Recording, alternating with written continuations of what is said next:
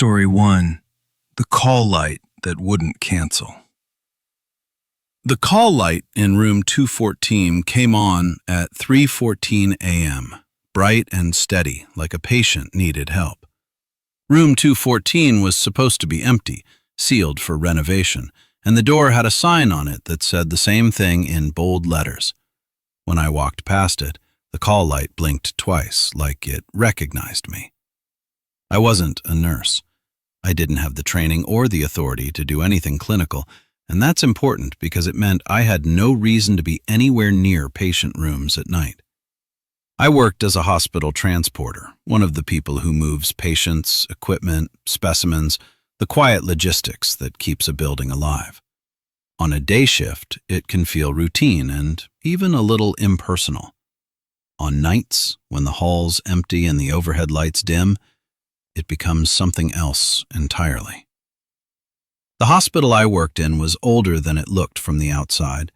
The lobby had been renovated with modern glass and polished floors, but the deeper hallways still carried the original building's bones: narrow corridors, low ceilings, and fluorescent lights that buzzed with a tired persistence. The kind of place where sound doesn't travel normally. A cough can feel like it comes from the next room. A distant elevator chime can sound like it's right behind you. That night, I was on a short-staffed shift, the kind where you keep moving to avoid noticing how alone you are. Around 3 in the morning, the building felt drained. The visitors were gone. Most of the patients were asleep. The nurses moved quietly between stations like ghosts who had simply made peace with being there. I was pushing an empty gurney down the second-floor corridor toward Central Supply, thinking about nothing heavier than coffee, when I saw the call light. Room 214's button light was on, a clean white glow over the doorway. At first, I assumed someone had bumped a switch. The hospital is full of devices that can be triggered by accident. But then my brain caught up with the number. 214. That room had been closed. I knew because I'd helped transport old equipment out of it a week ago, and I remembered the taped plastic on the door frame, the smell of dust and construction adhesive. I remembered the sign: no entry, renovation. I slowed and glanced at the door. The sign was still there. A strip of tape still crossed the crack between door and frame. Everything about the door said nobody had been in or out. The call light blinked twice. Not the random flicker of a dying bulb, but a deliberate on-off-on pattern, like a person pressing a button in a code. I stopped my gurney. The hallway felt suddenly colder, or maybe I only noticed the cold because my skin had tightened. I told myself not to be dramatic. A malfunction, an electrical hiccup, old wiring. I could ask the nurse's station to put in a maintenance ticket and keep moving. But the thing about call lights is that they demand attention. They are designed to pull a response out of you. And in a place like a hospital, ignoring a call light feels like refusing a responsibility, even when your job isn't to respond to it. I walked toward the door and listened. Nothing. No voice. No movement. No sound behind the sealed door. I leaned close enough to see the tape clearly. It wasn't torn. It wasn't peeling. It was intact, a clean barrier. The call light remained lit. I did what I had seen nurses do countless times. I reached toward the cancel switch panel beside the door and pressed it. The light did not go off. I pressed again, harder, then held it down, then released. No change. My mouth went dry. The panel didn't feel broken. The button clicked normally under my finger. I tried the call button itself, the one meant for staff to request help from inside the room, just to see if the system would react. The light blinked once, then returned to steady. Behind me, down the corridor, an elevator chimed. I turned to look. The elevator doors at the far end of the hall were open. No one stood inside. The empty car waited, lights bright, as if inviting me to use it. Then the doors began to close slowly, and right before they met, I saw something in the mirrored metal of the interior wall. Not a figure, not a face, but the shape of a hospital bed reflected where there should have been nothing, positioned lengthwise in the car like a patient was being moved. The doors closed. The corridor returned to its usual dim quiet. I stood very still, trying to slow my breathing.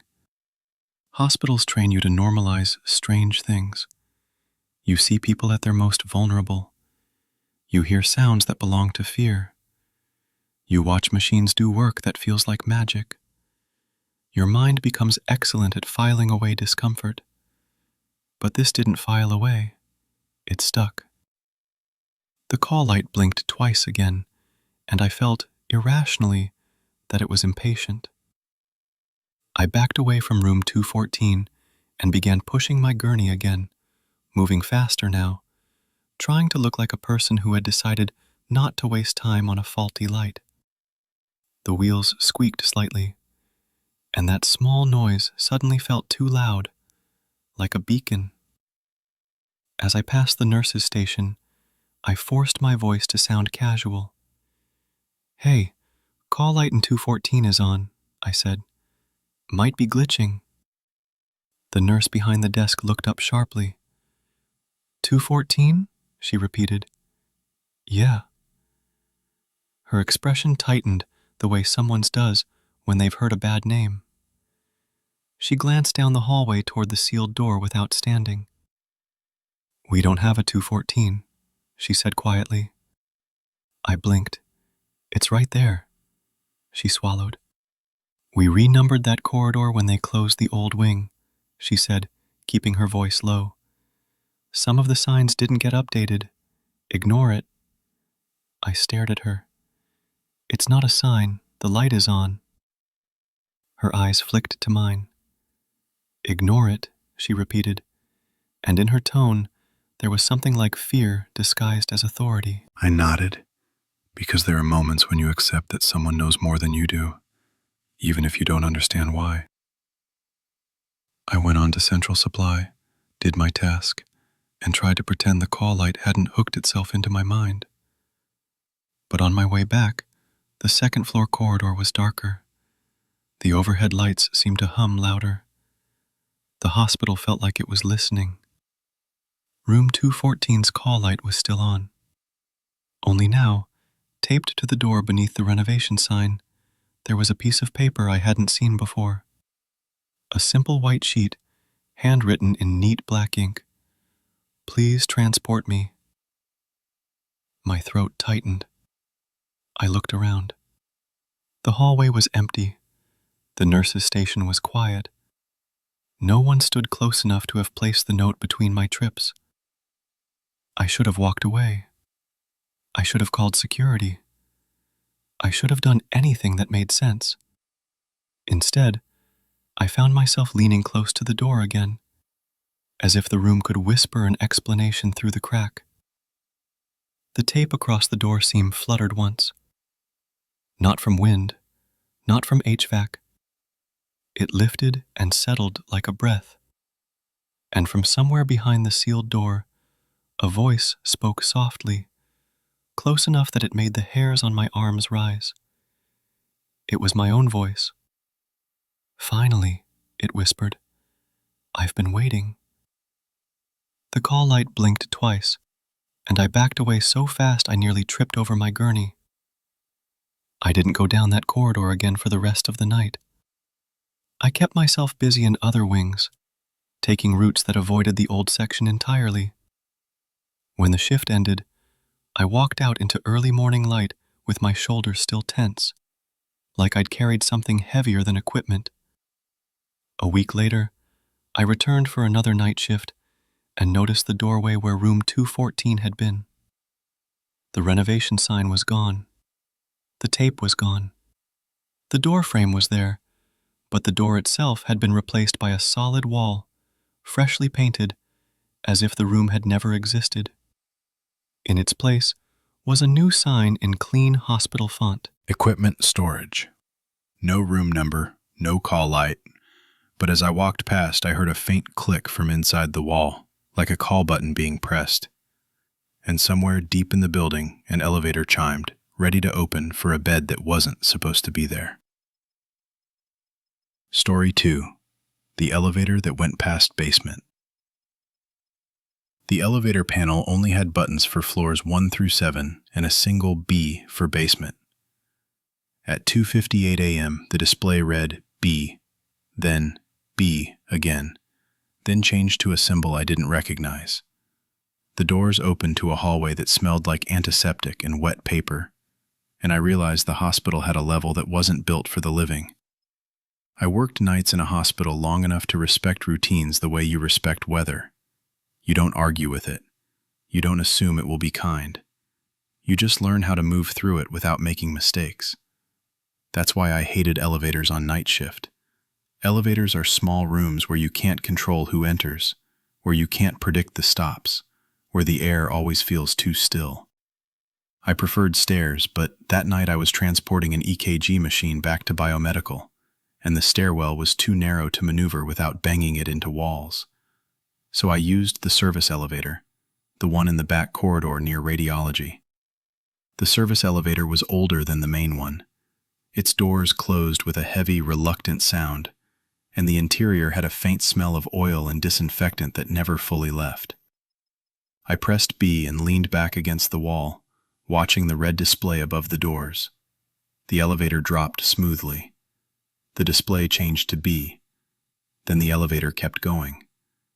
At first I thought it was just settling, the way old elevators sometimes bounce slightly when they stop. But it didn't bounce. It continued down, steady and sure, like B had been a suggestion. My fingers tightened on the cart handle. The air felt cooler. The hum of cables deepened into something lower, like a distant engine. The display still read B. Then it flickered. For a moment it went blank. Then a single character appeared, not a number, not a letter. A shape like a crooked square. The elevator stopped. The doors opened. I expected the familiar basement corridor with storage rooms and laundry carts and that particular smell of damp concrete. Instead, the hallway outside looked too clean. The walls were white, but not the warm white of new paint. More like the sterile white of a room that's been scrubbed too many times. The lights were on, but dimmer than they should have been, and the air smelled sharply of antiseptic layered over something old. Wet paper, like medical charts left in rain. I stayed inside the elevator. Every instinct said not to cross that threshold. Not because I had seen anything obviously supernatural, but because the hallway felt arranged, like a set designed to get a certain reaction out of me. There was a sign on the wall across from the elevator. It wasn't a modern hospital sign. It looked older, like something printed decades ago. Maternity. The word hit me in the stomach.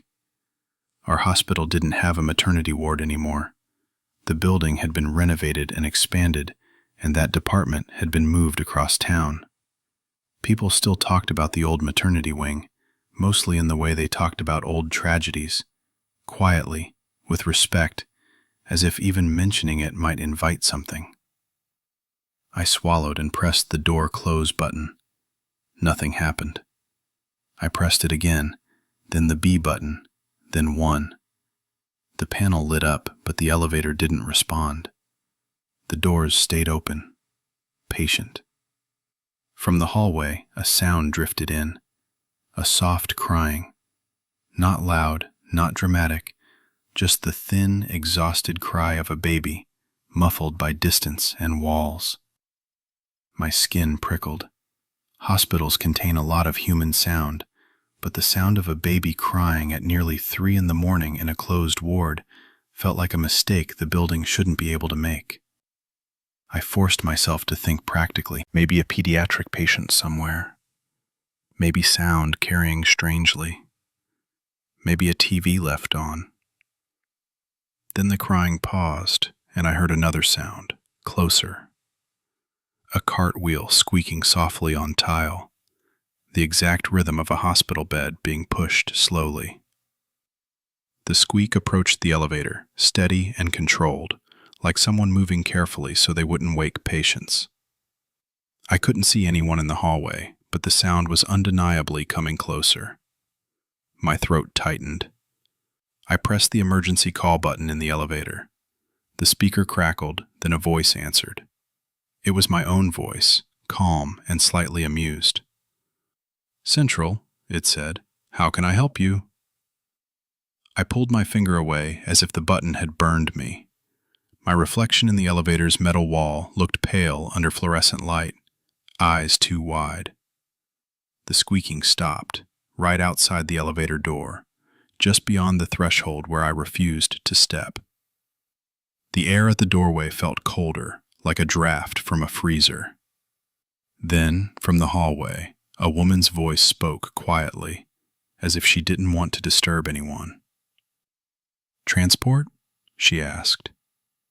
I didn't answer. I held my breath, listening. The voice came again, closer now, tired, patient. "I've been waiting a long time," she said. "They told me to press the button." A faint shadow moved on the wall outside the elevator, long and thin, but it didn't match any human figure.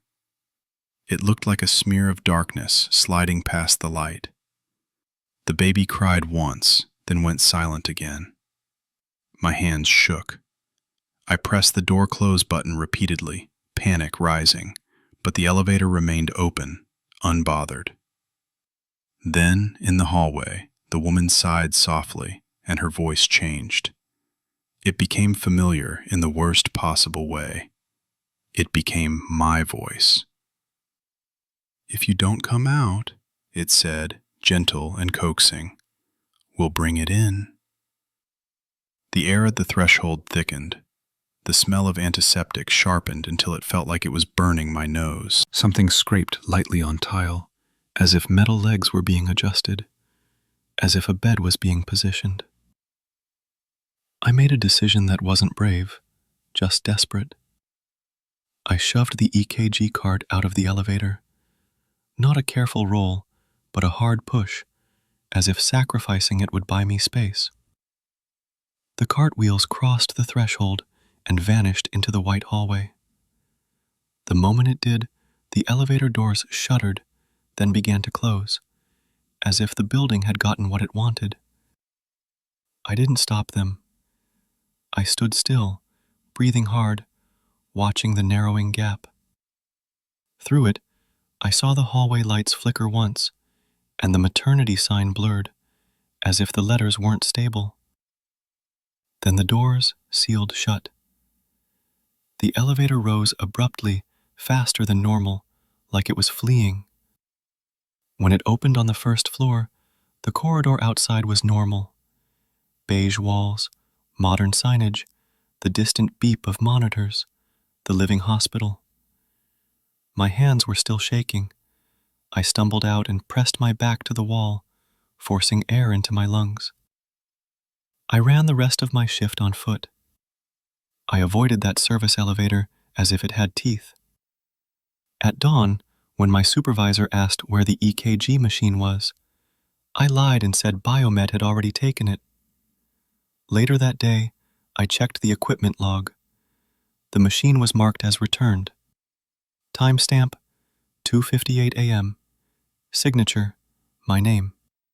I never signed anything. And yet the hospital had recorded my handoff, neat and official, as if I had stepped out onto that floor and completed the request. Story 3. The Patient with No Chart. The patient in room 7 asked me what year it was, and when I told her, she smiled like she'd been waiting for the answer. Her wristband was blank. When I checked the computer, room 7 wasn't assigned to anyone, and the system insisted the room didn't exist. Night shifts blur together in hospitals, but there are moments that stay sharp, like a cut you keep reopening in your mind. This was one of them.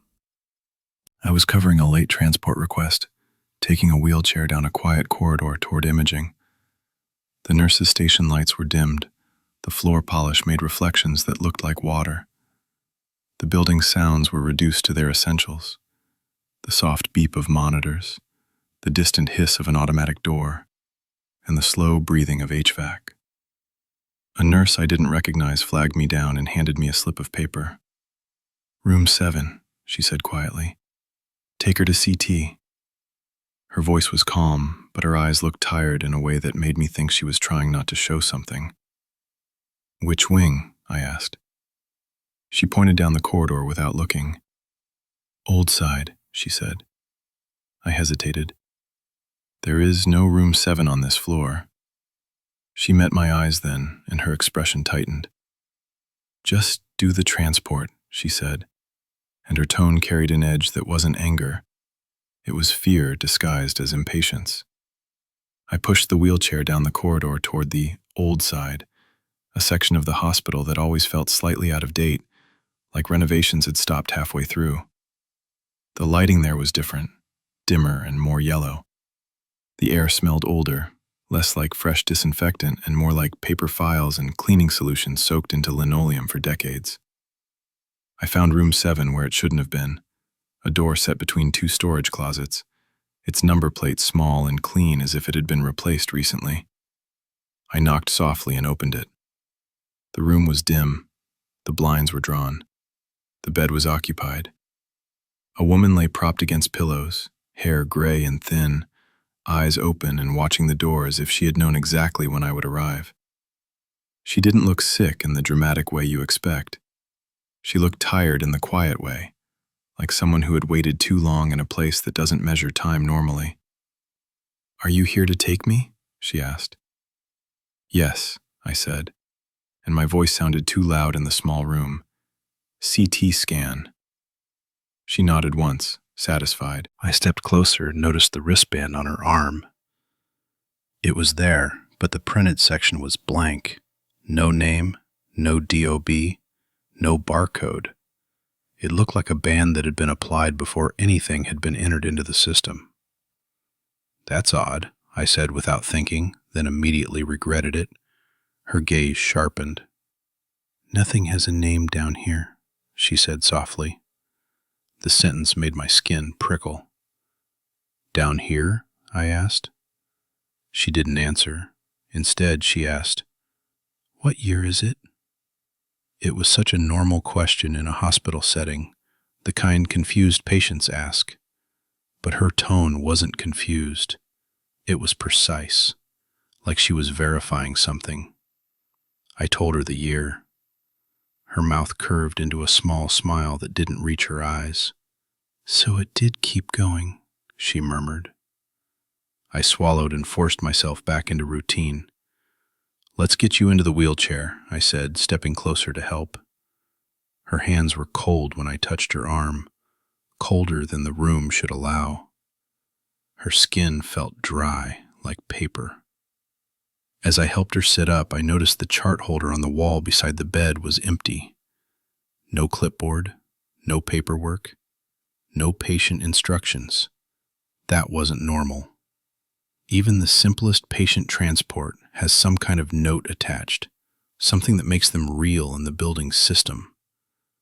Still, she moved cooperatively, too cooperatively, like she had rehearsed. When she was seated in the wheelchair, she looked at me for a long moment and said, "Don't take the elevator."